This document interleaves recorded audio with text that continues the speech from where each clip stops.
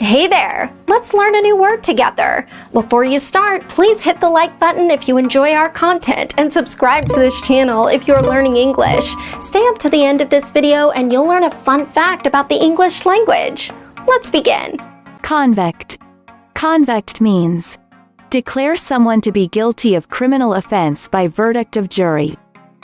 For example, the thieves were convicted of the robbery. The thieves were convicted of the robbery. Synonyms: declare guilty, find guilty, pronounce guilty. Awesome! You learned that quickly. Let's put it in some sentences to understand how to use it. The first exemplar. Williams was also convicted of the theft of 2 cars and an unrelated burglary. Now, repeat after me. Williams was also convicted of the theft of 2 cars and an unrelated burglary. The second exemplar. I think a jury would have a much more difficult time in convicting him. Now, repeat after me.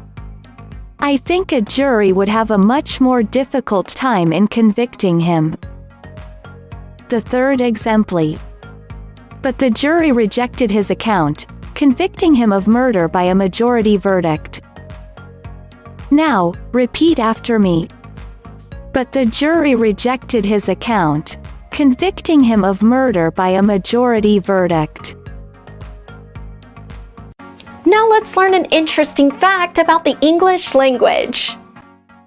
Pneumano-ultramicroscopic silicovolcanoconiosis is the longest word according to the Oxford Modern English. The 45-character long word is a lung disease caused by inhaling very fine ash and sand dust. Thank you so much for watching this video up to the very end. If you're not yet subscribed to our channel, hit the subscribe button below. If you're new to our channel, the links to our most popular playlists are below in the description. We've prepared playlists for different levels of English, and they're good for different goals that you might have. Maybe you want to take an exam, or maybe you want to improve your fluency. So check them out and see you very soon. Bye-bye.